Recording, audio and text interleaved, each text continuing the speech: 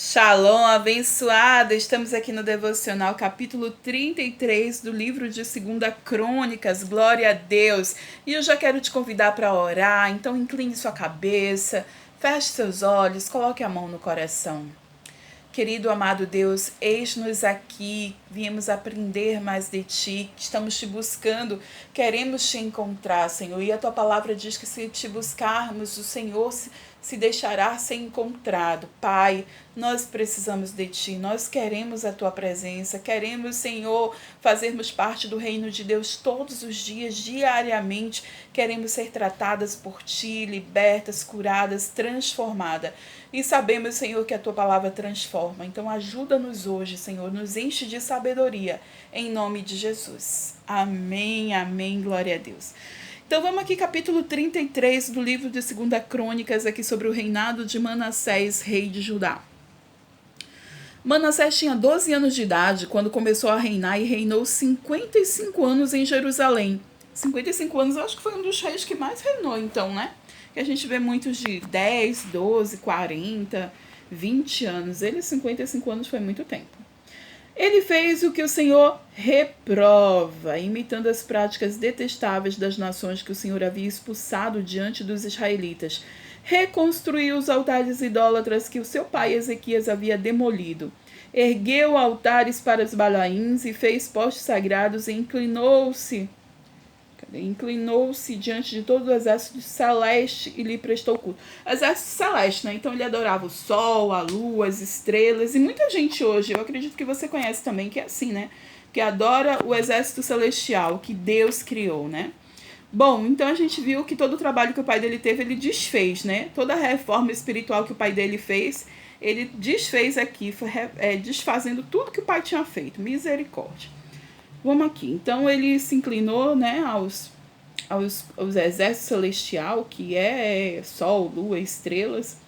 Versículo 4. Construiu altares no templo do Senhor. Minha gente, que profano, né? Do qual o Senhor tinha dito: meu nome permanecerá para sempre em Jerusalém.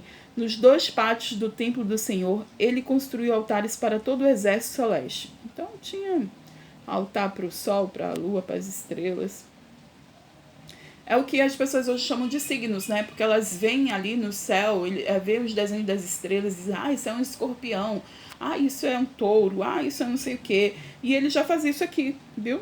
Então, quando ele está aqui se inclinando ao exército celestial, né, que fala do céu, fala dos astros, e os astros que Deus criou.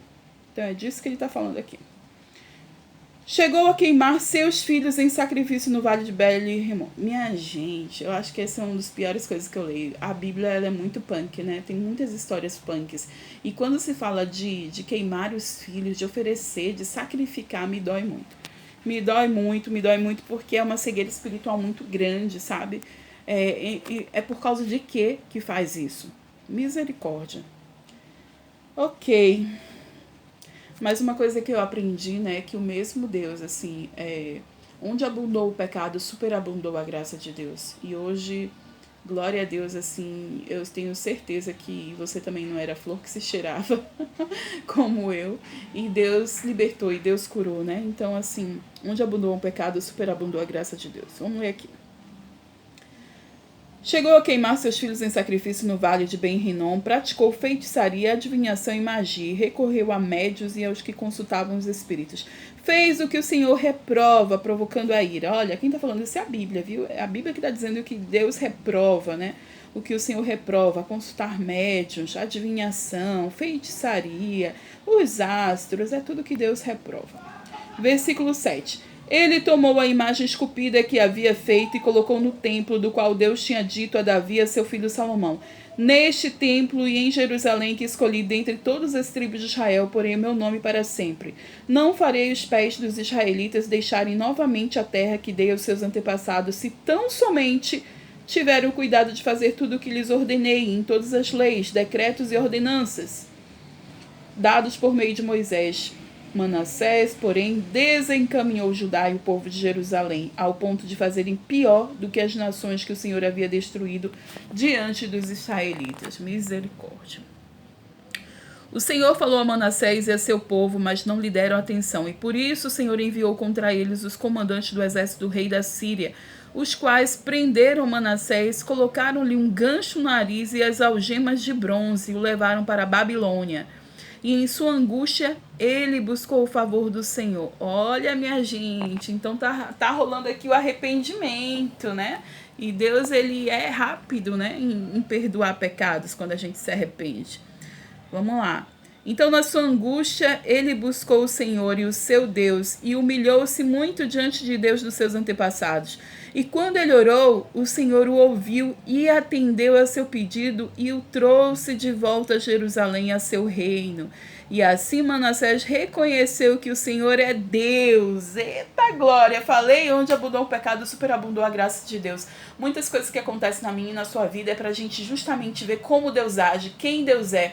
Então, assim, a gente precisa identificar e saber, Deus faz milagre, Deus é grandioso, Deus faz todas as coisas. E aqui Manassés reconheceu quem é o Senhor. Versículo 14. Depois disso, ele reconstruiu, e aumentou a altura do muro externo da cidade de Davi, a oeste da fonte de Gion, no vale no vale, até a entrada da porta do peixe, em torno da colina de Ofel. Também pôs comandantes... meio perdido aqui. Também pôs comandantes militares em todas as cidades fortificadas de Judá. Manassés tirou do templo do Senhor os deuses estrangeiros e as imagens que havia colocado lá, bem como todos os altares idólatras que havia construído na colina do templo e em Jerusalém. E jogou-os fora da cidade. Depois restaurou o altar do Senhor e sobre ele ofereceu sacrifícios de comunhão e ofertas de gratidão, ordenando a Judá que servisse ao Senhor, o Deus de Israel. Uau!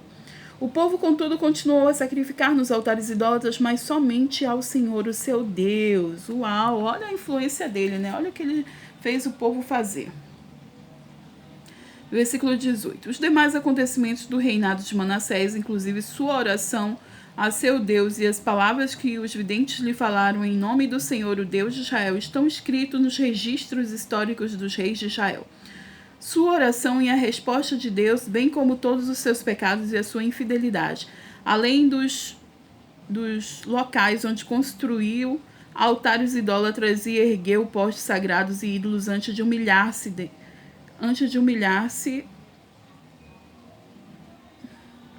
tudo está escrito nos registros históricos dos antepassados, dos videntes. Manassés descansou com seus antepassados e foi sepultado em sua propriedade. Seu filho Amon foi o seu sucessor. Então a gente viu aqui um pouco sobre o reinado de Manassés, a gente vai ver o reinado de Amon e já está finalizando esse capítulo.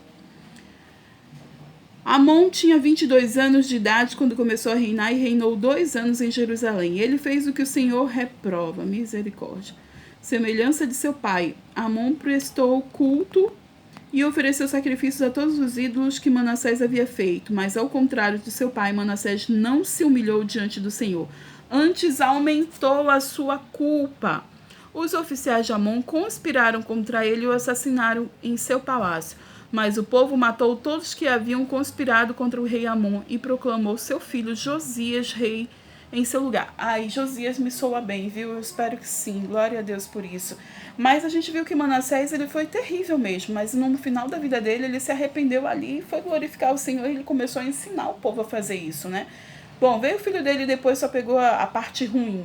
Mas nós precisamos sim ser influência, ser sal da terra, ser luz do mundo para fazer a diferença.